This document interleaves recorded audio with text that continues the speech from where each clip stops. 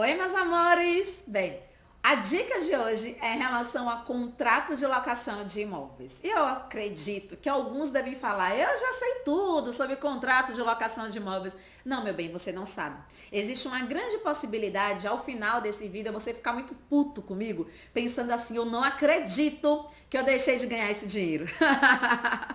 Eu tenho batido bastante na tecla com vocês que a advocacia ela precisa ser reformulada, né? Essa advocacia inflexível, despersonalizada, né? Ela tá perdendo lugar há muitos anos para uma advocacia mais consultiva, especializada, personalizada, modernizada. E, sinceramente, eu espero que vocês façam parte dessa nova leva aí em relação à advocacia. Por exemplo, um advogado atualmente já ultrapassado, aquele advogado acostumado a pensar dentro da caixa, quando ele recebe um cliente no escritório dele que figurará como locatário, e esse cliente solicita que ele faça uma revisão do contrato de locação ou que ele confeccione esse contrato de locação, esse advogado ultrapassado vai cobrar pelo serviço e prestará somente aquela confecção ou aquela revisão. Ponto final. Ele vai ganhar somente e exclusivamente pela prestação de um serviço. O fato é que a partir do momento em que você começa a pensar fora da caixa, que você começa a enxergar oportunidades e que você passa a entender que existem ferramentas que poderão agregar valor ao serviço que você presta, o valor do serviço ele vai ser majorado. Porque você trará para o seu cliente muito mais do que ele pensava que precisava. Eu costumo falar assim, quando um cliente ele procura um advogado, compete única e exclusivamente ao advogado mostrar para ele exatamente o que ele precisa. Porque, regra geral, o cliente, quando ele vai procurar o advogado, ele já futucou no Google, ele já tirou dúvida com o advogado que não era especialista, né? Então, ele chega muitas vezes cheio de si, acreditando que ele sabe como é que o problema dele deverá ser resolvido e muitas vezes acreditando que é muito simples. Ah, é simples, você resolve aqui em 5 minutos e tal. A realidade não é essa. Compete ao advogado mostrar efetivamente para o cliente dele o que esse cliente precisa. Então, a partir do momento, por exemplo, que chega um cliente que figurará em um contrato de locação como um locatário, e ele solicita que você faça a revisão daquele contrato ou a confecção daquele contrato, você não vai nunca na sua vida, já que ele figura como locatário, ofertar para ele exclusivamente a confecção desse contrato ou a revisão desse contrato. Não. Só se você pensar fora da caixa. Só se você não conseguir enxergar oportunidades. Mas eu estou aqui para isso, tá? Eu estou aqui para apresentar para vocês oportunidades que durante a graduação vocês não aprenderam, que durante a vida profissional vocês não aprenderam, que durante esses cursozinhos aí simples e tal, em relação a direito imobiliário, vocês também não aprenderam. Porque o objetivo é agregar valor à vida profissional de vocês. Eu desejo realmente que vocês ganhem muito dinheiro na advocacia, tá? Talvez porque eu tô até hoje ali esperando minha passagem para Dubai, mas vamos na fé. O fato é o seguinte, qual é a dica de hoje em relação a contrato de locação de imóveis para que vocês deixem de perder dinheiro com isso? Bem, se o seu cliente, ele lhe procura e ele figura como locatário, a sua atuação ela não pode ser única e exclusiva para a revisão ou para a confecção desse contrato. Por quê? Porque você quer trazer segurança jurídica para esse negócio que está sendo realizado. Se o seu objetivo é trazer segurança jurídica para o negócio que está sendo realizado e o seu cliente ele figura como locatário, você providenciar o registro e ou a averbação desse contrato de locação junto ao cartório de registro de imóveis onde aquele imóvel está registrado, faz com que você consiga trazer para o seu cliente a segurança jurídica necessária. Gabriela, em uma situação, por exemplo, de uma locação de imóvel onde o locatário é pessoa física, vale a pena isso? Eu não enxergo tanta necessidade, não é que não vale a pena, mas eu não enxergo tanta necessidade. Mas visualize, por exemplo, que o locatário é uma pessoa jurídica. O locatário, gente, quando ele é pessoa jurídica, ele faz um estudo de viabilidade para onde ele vai estar colocando aquele endereço comercial. Bem, o locatário pessoa jurídica, quando ele opta por firmar aquele contrato, ele sabe qual é o público que ele quer atingir a partir do momento em que a empresa dele seja instalada ali. Então, exemplo, vamos dizer que hoje o público é um público voltado para a classe A. A locação não vai ser um bairro que é classe C, obviamente, não é isso? Ou então aquela marca específica, ela é uma marca de classe B. Essa empresa, ela não vai procurar um endereço que seja para a classe A, porque senão ela vai dar um tiro no pé, ela não vai conseguir alcançar esse público que ela almeja. Então, a partir desse momento, qual é a análise primordial que o advogado tem que fazer? Se eu estou advogando, se eu estou prestando o serviço para o meu cliente e ele é locatário de um imóvel, qual ele não figura como pessoa física e sim como pessoa jurídica, seria ali uma locação não residencial. Fazer única e exclusivamente a confecção ou registro é fazer pouco, é fazer quase nada. Quando o cliente sentar com você em uma consultoria, é importante que você mostre para ele que mais que fazer aquele contrato de locação, mais que revisar o contrato de locação, você deverá ter outras condutas, entre elas o registro e ou a averbação daquele contrato junto ao cartório de registro de imóveis. Gabriela, como assim? Como é que funciona esse negócio de registro, esse negócio de averbação? O maior problema do advogado que pensa dentro da caixa é que ele não enxerga a necessidade de especialização. Quando ele figura ali, única e exclusivamente na área imobiliária, ele precisa entender que, embora ele seja um advogado imobiliário, tantas outras áreas refletirão no serviço que ele presta. Então, por exemplo, direito de família reflete, direito sucessório reflete, registro público reflete também. Então, conhecer o direito notarial e o direito registral é caminhar com sabedoria no direito imobiliário. Eu costumo falar para os meus alunos assim, de uma forma bem simplificada. Os atos iniciais, de acordo com a Lei de Registros Públicos, são aqueles atos que serão objetos de registros. E os atos secundários, de acordo com a Lei de Registros Públicos, são aqueles atos que eles serão objetos de modificações. Basicamente, isso é uma forma superficial de explicar para vocês, em tão pouco tempo que eu tenho aqui disponível, a diferença entre registro e averbação. Salvo quando o objetivo for levar registro ou for levar para averbação o contrato de locação de imóveis. Por quê? Porque a Lei de Registros Públicos, ela fala pra gente assim, se você quiser garantir o direito de preferência do locatário, você pegará esse contrato de locação e averbará na matrícula do imóvel. Mas, se você quiser garantir o direito de vigência desse contrato de locação, quando o locador pensar em vender esse imóvel durante aquele lapso temporal contratual, você deverá providenciar o registro do contrato de locação. Gabriela, quantos advogados você já viu fazendo isso? Praticamente ninguém, tá? O que eu mais me deparo são aqueles advogados que eles se limitam, que eles se restringem em fazerem somente o que o cliente quer. Mas não é isso. Quando você faz isso, você deixa de ganhar dinheiro, como eu terminei de falar. Então, a primeira análise é a seguinte.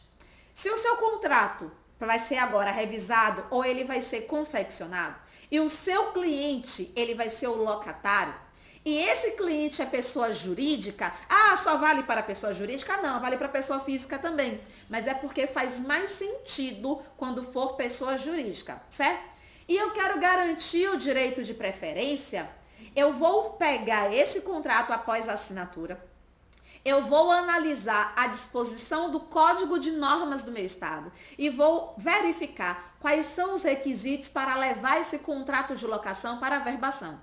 Então, dependendo do estado, por exemplo, o Código de Normas determina que você deverá pedir a assinatura de 2 testemunhas e que deverá também reconhecer firma tanto do locador quanto do locatário.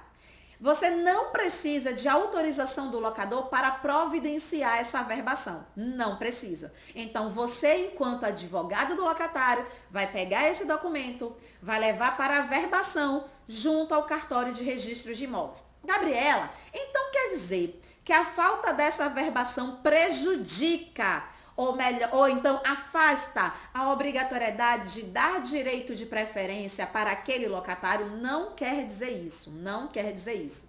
Mas quer dizer que a falta de averbação desse contrato de locação junto à matrícula do imóvel faz com que aquele contrato ele tenha uma figura única e exclusivamente para a produção de efeitos interpartes. E o seu objetivo não é esse. O seu objetivo, na verdade, é que esse contrato ele produza efeitos erga omnes e que aquele ato ele se torne público. E para esse ato se tornar público, você vai precisar obrigatoriamente pegar esse contrato e fazer ele adentrar ao cartório de registro de imóveis. Gabriele, como eu faço para saber quais são os requisitos necessários? Consulte o código de normas do seu estado. Mas dependendo do estado, como eu terminei de falar para vocês, basta esse contrato estar com a assinatura do locador e locatário, reconhecimento de firma dos dois e assinatura de 2 testemunhas. Você pega esse contrato e leva para a verbação. Se o imóvel for vendido do locador para uma terceira pessoa e não foi dado o direito de preferência ao locatário, o locatário, gente, poderá anular aquela venda. Anular aquela venda. Agora, Gabriela, poxa, já deu merda para o meu cliente. Na verdade, ele fez tudo isso e ele sequer tinha me consultado. Então, o que é que eu vou fazer agora? Ele não tinha conhecimento desse fato. Então, quer dizer que, na realidade, o meu cliente, que é o locatário, ele não vai ter direito a nada? Não quer dizer isso. Quer dizer que, de acordo com a legislação e de acordo com as decisões dos tribunais, esse locatário, que foi preterido no direito de preferência, ele poderá se valer de uma ação indenizatória. Mas para isso, obviamente, ele deverá comprovar 2 fatos específicos. Primeiro, que no momento da venda, ele tinha a condição de comprar aquele imóvel por aquele valor. Esse é o primeiro ponto. O segundo ponto é que ele vai precisar comprovar que ele teve um prejuízo financeiro. Então, você não vai pagar para ver, você não vai esperar por isso aqui. Por isso a importância de proceder com a averbação desse contrato de locação junto à matrícula do imóvel, tá? Agora, Gabriela, vamos dizer então que, na verdade, o objetivo não é somente esse. O meu cliente locatário, ele não quer única e exclusivamente fazer valer o direito dele de preferência. Na verdade, eu quero trazer mais segurança jurídica para o meu cliente. Eu quero trazer o máximo de segurança possível, porque é para isso que ele está me contratando. Pronto. Esse advogado é o advogado que atua de forma correta. Esse advogado é o advogado que consegue entender que repetir aquelas condutas ultrapassadas, inflexíveis, clichês da advocacia anterior, afastará ele do conceito de referência dentro do mercado. Afastará ele da possibilidade de ser melhor remunerado enquanto advogado imobiliário. Então, o que é que ele vai fazer? Ele vai pegar esse mesmo contrato e ele vai providenciar o registro do contrato junto à matrícula do imóvel. O que é que ele vai garantir? Ele vai garantir que durante aquele prazo de locação, caso o locador ele resolva vender aquele imóvel, como aquele contrato ele tem uma cláusula de vigência e esse contrato foi registrado junto ao cartório de registro de imóveis, o locador poderá vender para quem ele quiser, mas o comprador desse imóvel deverá dar seguimento àquele contrato de locação nos mesmos termos do contrato que já foi firmado entre eles. Ah, Gabriela, então quer dizer que se eu pegar esse contrato único e exclusivamente e registrar no cartório de registro de imóveis, eu garanto o direito de vigência? Não, porque esses são requisitos cumulativos. Você vai precisar obrigatoriamente, ou ao confeccionar, ou ao revisar esse contrato, inserir uma cláusula de vigência. E esse contrato ele deverá ser registrado junto à matrícula do imóvel. Esse ato de registro, acompanhado com a cláusula de vigência, garantirá uma publicidade, garantirá uma situação erga omnes. Então, amanhã, por exemplo, quando esse locador resolver resolver vender esse imóvel para uma terceira pessoa, não poderá o adquirente simplesmente falar assim, eu não tinha conhecimento daquela locação. Eu não quero dar seguimento a essa locação. Não, não vai poder acontecer. Por quê? Porque o ato de adentrar o cartório de registro de imóveis torna aquela situação pública. Torna aquele ato erga omnes. Por conta disso, a inserção da cláusula de vigência e o registro do contrato de locação junto ao cartório de registro de imóveis garantirá que o locador, durante aquele prazo contratual, poderá vender para qualquer pessoa, mas caso ele venda, o seu cliente que figura como locatário não ficará prejudicado. Visualizem, por exemplo, gente, uma situação de uma locação que tem ali um contrato de 10 anos. É muito tempo, né? Se em 30 minutos tudo pode mudar, imagina em 10 anos. Vamos dizer que amanhã um locador passou por uma situação financeira super complicada e que o locatário hoje não tem condição de comprar esse imóvel, independente do direito de preferência a ter sido ou não respeitado. Ele não tem condição de comprar esse imóvel. Então a única coisa que ele quer é dar seguimento ao contrato que já foi firmado. E você, enquanto advogado, você, enquanto especialista na área, ao confeccionar, ao revisar esse contrato, terá esse cuidado para que o seu cliente locatário ele não fique prejudicado. Foi para isso que o cliente lhe contratou. É essa segurança jurídica que ele quer. Mas ele não sabia disso, porque quando ele bateu a porta do seu escritório, ele trouxe para você simplesmente, única e exclusivamente, a demanda de confecção ou a demanda de revisão. Aí, durante a situação, você fala, não, cliente, eu te entendo, mas eu consigo enxergar que a sua necessidade é muito maior. Você estará firmando um contrato para funcionamento da sua empresa. A sua empresa, ela precisa ter mais segurança jurídica. Você figura como locatário. Então, é imprescindível que diante dessa situação, eu não só revise o contrato, eu não só confeccione esse contrato, mas já lhe advirto. Qualquer outro advogado faria única e exclusivamente isso mesmo. Isso que o senhor acreditava até me encontrar, até esse momento da consultoria, que era mais que suficiente para a sua situação. Mas eu não sou assim, tá? Eu sou especialista na área, eu sou expert na área. Eu quero garantir que esse negócio jurídico vai ser extremamente satisfatório e seguro para o senhor. Então, além de fazer a confecção daquele contrato de locação ou a revisão do contrato de locação, eu estarei fazendo mais. Eu estarei providenciando a averbação e o registro dele junto ao cartório de registro de imóveis. E o valor que eu vou lhe cobrar já engloba todos esses serviços. Então percebam que no início da minha narrativa, eu trouxe para vocês uma situação onde o advogado, ele tinha uma demanda, ele cobriu essa demanda, ele recebeu somente um valor. Agora eu estou mostrando para vocês que o advogado ele recebeu uma demanda, mas exatamente dessa demanda ele presta 3 serviços: a revisão ou confecção do contrato de locação e a sua devida averbação e registro ou registro junto ao cartório de registro de imóveis. Enquanto eu advoguei, gente, eu nunca permiti que nenhum cliente, ele fizesse nada. Se é uma documentação que eu posso obter, eu vou obter. E isso refletirá no valor que eu cobro a ele. Se é um ato que eu posso fazer, ou um despachante vai fazer, ou o estagiário vai fazer, eu vou inserir isso no serviço que eu presto. E, obviamente, isso refletirá no valor que eu cobro para ele. Então, inicialmente, você seria remunerado somente por causa de um serviço.